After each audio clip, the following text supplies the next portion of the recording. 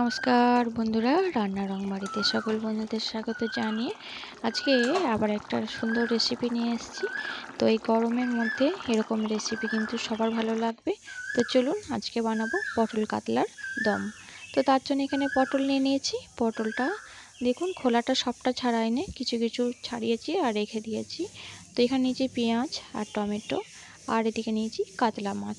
তো মাছটা বড় সাইজের মাছ ছিল, আর আমি এখান থেকে 4 পিস মাছ নিয়েছি। তো মাছটা আমি নুন হলুদ মাখাবো। প্রথমে হলুদ নুন নিয়েছি, আর এতে দিয়ে দেব 2 থেকে 3 ফোঁটা সর্ষের তেল।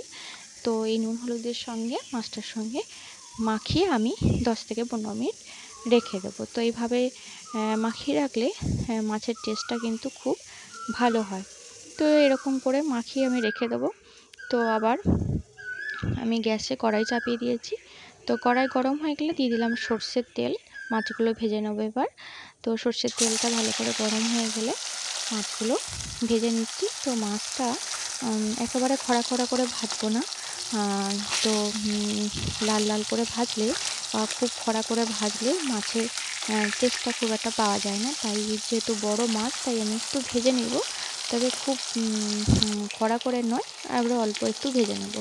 তো যাই হোক, দেখুন ভাজা হয়ে গেছে। তো এরকম করে আমি তুলে নিচ্ছি মাছকোটা। তো ওই তেলেতেই আমি বাকি রান্না করব।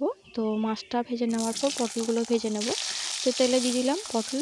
তো পটলটা ভাজার সময় আঁচটা আমি কমিয়ে দিয়েছি, কারণ নাহলে পটল পুড়ে যাবে। আর পটল ভাজার সময় দিয়ে দিলাম একটু নুন, আর আপনারা চাইলে হলুদ দিতে পারেন। তবে হলুদটা দিলে অনেক সময় পটলটা কালো কালো হয়ে যায়। তো আবার পুড়ে যায়, তেলটাও পুড়ে যায়। তো অল্প আঁচে পটলগুলো এইভাবে ভেজে নিলাম। তো এবার তুলে নেব। আর এদিকে প্রেসার কুকারে আমি গোটা আলু সেদ্ধ করতে দিয়েছিলাম।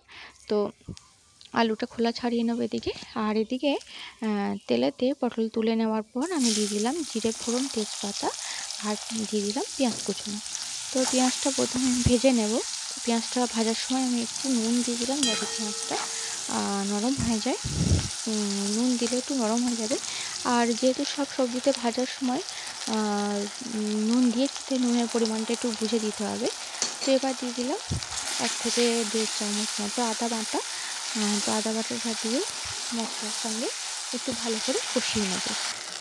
তো মশলাটা কষানোর সময় তেজপাতাটা একটু ডিস্টার্ব করছে, তো তেজপাতাটা তুলে রাখলাম। তারপরে দিয়ে দিলাম 1/2 চামচ হলুদ গুঁড়ো, 1/2 চামচ জিরে গুঁড়ো, আর দিলাম 1/2 চামচের একটু কম কাশ্মীরি লঙ্কা গুঁড়ো। তো ঝালের পরিমাণটা নিজেদের স্বাদ মতো দিয়ে দেবেন। তো এবার মশলাটা একটু কষিয়ে নিচ্ছি। আর এই সময় যদি একান্তই খুব ভাজা ভাজা হয়ে যায়, তাহলে একটু জল অ্যাড করতে পারেন। তো দেখুন আলুগুলো আমি এভাবে হাফ হাফ করেই নিয়েছি।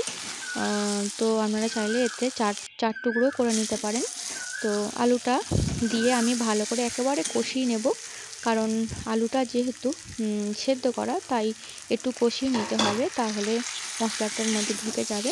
তো কষানো হয়ে গেলে দিয়ে দিলাম টমেটো কুচনো আর 2টো কাঁচা লঙ্কা। তো এটা দিয়েও আবার কিছুক্ষণ একটু জল দিয়ে কষিয়ে নেব, কারণ তাহলে টমেটোটা নরম হয়ে যাবে আর মশলাটা আর একটু আলুর মধ্যে ঢুকে যাবে।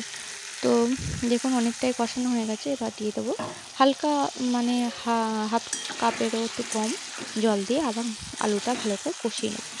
তো এই কষানোর পর দেখুন চেক করে নিচ্ছি আলুটা ভালো করেই সেদ্ধ আছে। তো এবার দিয়ে দিলাম পটলগুলো। তো পটলগুলো দেখেই বুঝতে পারছেন যে একবারে ভাজা ভাজা করে আমি ভাজিনি। তো পটলগুলো দিয়ে আলুর সঙ্গে একটু কষিয়ে নিচ্ছি। আর এবার দিয়ে দেবো জল, কারণ বেশিক্ষণ কষাবো না, আলুটা যেহেতু কষানোই হয়ে গেছে। তো জল দিয়ে এবার কিছুক্ষণ আমি ফুটতে দেবো। তো এইভাবে পটল কাতলার দম করলে খেতে খুব ভালো লাগে। আর খুব যে বেশি মশলা লাগে তা নয়। তো এবার দেখুন আমি ঝোলটা একটু ফোটার পর দিয়ে দিচ্ছি কাতলা মানে মাছটা, ভাজা মাছটা। তো তাতে যে বাটিতে রেখেছিলাম একটু তেল জমে গেছিলো, তো সেটাও দিয়ে দিলাম। তো তেজপাতাটাও এবারে ফেলে দিলাম ঝোলের সঙ্গে। তো এটা মিনিট 2 থেকে 3 ফুটতে দেবো কম আঁচে। তো কম আঁচে ফুটতে ফুটতেই এটা রেডি হয়ে যাবে দমটা। আর যেহেতু ভাতের সঙ্গে খাওয়া হবে তাই একটু আমি ঝোলটা রেখেছি। তো আপনারা চাইলে ঝোলটা নিজেদের পরিমাণ মতো রেখে দেবেন। তো দেখুন 3 থেকে 4 মিনিট এটা ফোটানোর পর এইভাবে মানে এটা রেডি হয়ে গেল। তো এই রেসিপিটা আপনাদের কেমন লাগলো অবশ্যই জানাবেন। গরম ভাতের সঙ্গে এটা সার্ভ করলে তো আরও ভালো লাগবে।